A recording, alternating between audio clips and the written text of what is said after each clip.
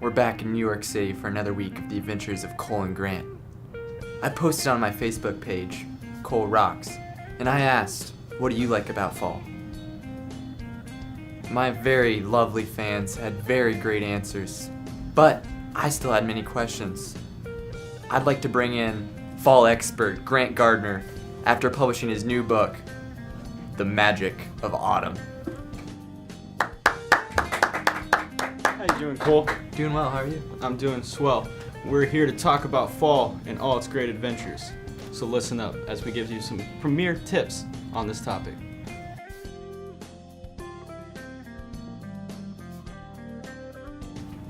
So Grant, as we're talking about your book, The Fall of Magic, that although many of your critics say you just The Magic copy of Fall. and pasted off of Wikipedia, but you say you wrote it, so we'll stick with that story. In chapter 12, you're talking about how people that are older, I'm looking at me here, I'm an old man now, beard, how do I continue to trick-or-treat? Well, first off, I'd like to say that I neither accept nor decline the assumptions about my Wikipedia being copy and pasted. And second of all, to answer your question, as trick-or-treating in the fall comes, you'll realize that you're now too old. You have a beard, you got a little bit of fat coming on. It's no longer your time to be kids. So what you got to do is you got to do one of two things here. If you have little siblings or if you don't. So we're going to start off, if you don't have little siblings, you're going to need to steal candy. And if you do have little siblings, you're still going to need to steal candy. So the first thing you're going to do is little kids they're so gullible, okay? They're like little candy like machine ATMs. You just got to know how to work the system. And so the first thing you want to do is come up with some type of lie to deceive these kids. We're talking about Halloween here. We're all wearing costumes. It's a time of deceiving, okay? This is probably the greatest time in the year because you can deceive all you want. So I'm going to do, all right, you are a trick-or-treater, Okay. a little kid, a weak-minded person, and so I'm going to go run through this, all right? Okay. So I see he has a full bag of candy. Now this is a premiere. This is the big buck here. This is the jackpot. All right, little kid, do you see that bird over there? Just look over there. It's just a little bird.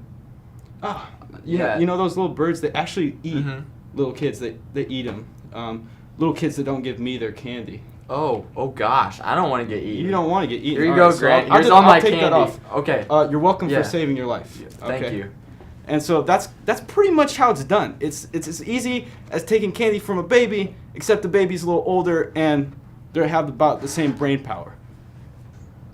So Grant, also in chapter 12, the book was just one continuous chapter. You didn't separate it up, but Microsoft Word's a little complicated. yeah. So I was reading here, and although this book says that the author is not by you, you stick to your story. And remember, me and my fans, we're gonna get your back on that. But it says it talks about haunted house, the way you should treat people when you're there. Can you talk to us about that? Tell us more about that. Yeah, the chapter is actually called Haunted House Etiquette, even though it's the same chapter. Didn't really know how to switch chapters on that. But here's what we're going to do. We're going to talk about haunted house etiquette. It's something that is probably one of the most essential things of fall, but is also one of the things that not a lot of people know about, and that's kind of sad. So that's why I put it in my book. I think it's a key thing to remember. And so as you're going to haunted house, it'll probably be one of the most scary experiences of your life. All your friends have gone since the age of 5, and you're probably a little scared, and you kind of feel like a loser, and you probably are, but here are some things that can help you not be such a loser, because you don't want to act scared at a haunted house. You're not old. We talked about you're an old trick-or-treater. You now are pro at that, so let's get you up to pro speed on haunted houses, which will be your next caterpillar in life.